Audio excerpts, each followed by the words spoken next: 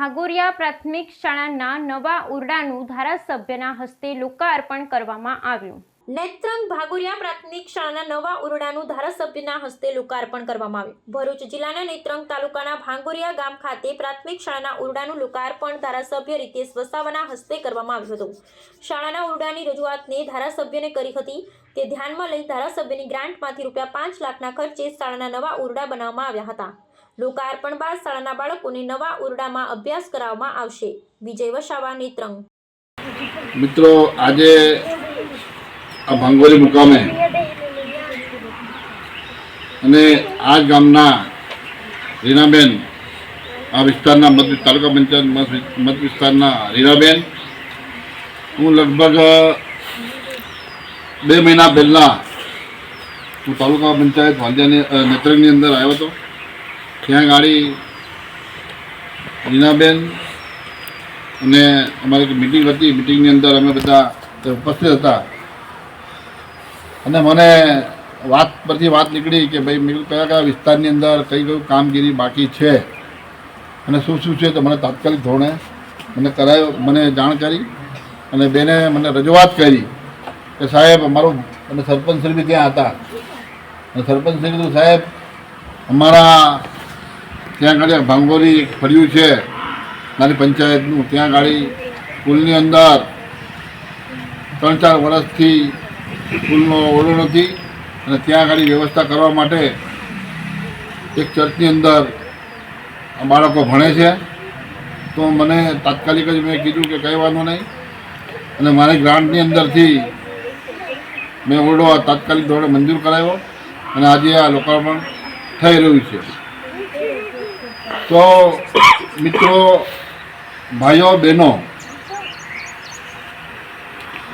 आ स्कूलनी अंदर स्कूलनो आपणे बाळकोने भणवा माटे मोकले छे। धमभाई पण कीधुं, अमारा किरणभाई पण कीधुं, पण एनी काळजी बधा लोकोए वालीश्रीओए राखवानी छे, फरजियात राखवानी छे। घणा बधा गाम आटલું મોટું ગામ છે પણ आ छोकराओ करता तो बेरो जरा घणी ओછી है।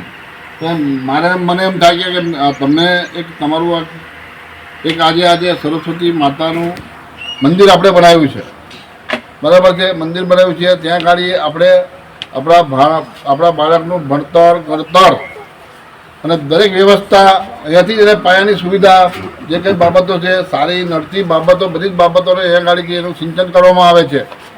तो एनी अंदर वालीश्रीओए खूब जरूरी है कि पोतानुं बाळक शुं करी रह्युं छे, कई प्रवृत्तिमां छे अने कई प्रवृत्ति एने गमे छे। भणतर तो खरुं ज, पण साथे साथे धमभाईए कीधुं के भाई एमने रमत गमतमां रस छे, कई बाबतमां रस छे, एने रुचि शामां छे, वांचवामां छे, लखवामां छे, कोઈને ड्रॉइंग करता आवडતું હોય એ બધી બાબતની અંદર ધ્યાન આપવાનું છે। એ ધ્યાન એના ક્લાસ टीचर तो खरा ज, पण साथे साथे एना माता पिता है, माता पिताए खास आनी अंदर ध्यान आपवानुं छे कि मारुं बाळक कई दिशामां जई रहेलुं छे, शुं करी रहेलुं छे अने एने शानी जरूर पड़े छे। बीजी विशेष वात एवी छे के मुकामे शाळाना लोकार्पणमां उपस्थित तालुका पंचायतना प्रमुखश्री बेन श्री वसुधाबेन, तालुका पंचायत झगड़ियाना प्रमुख श्री भाई श्री जयेन्द्रभाई, तालुका पंचायत वालियाना बेन श्री सीताबेन प्रमुख श्री, तालुका पंचायत वालियाना प्रमुख श्री दिनेशभाई, तालुका पंचायतना उपप्रमुख श्री तेमज आ गामना सरपंच श्री, तालुका पंचायतना सभ्य श्री दिलीपभाई, तालुका पंचायत आदोलीना दिनेशभाई तेमज भारतीय जनता पार्टीना संगठनना महामंत्रीश्रीओ અને મંત્રીશ્રીઓ અને પ્રમુખશ્રીઓ, સરપંચશ્રીઓ, ગામના ભાઈઓ બહેનો તેમજ નાના ભૂલકાઓ અને શાળાના નથી। હું તો પ્રજાનો પ્રતિનિધિ છું, મને ધારાસભ્ય તરીકે સમગ્ર લોકોએ મને મત આપીને ચૂંટાયો છે, એટલે મારી ફરજમાં આવે મને મારા કાર્યકાળની અંદર મને 2.5 વર્ષ મને પૂરા થયા છે.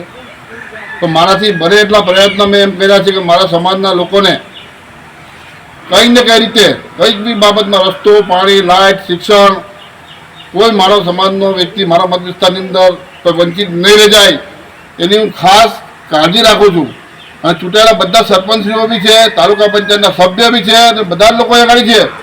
તમને તમારી ફરજમાં જે આવતું છે તમે તમારી ફરજ ચૂકી જાઓ તો તમારું કામ અટકે.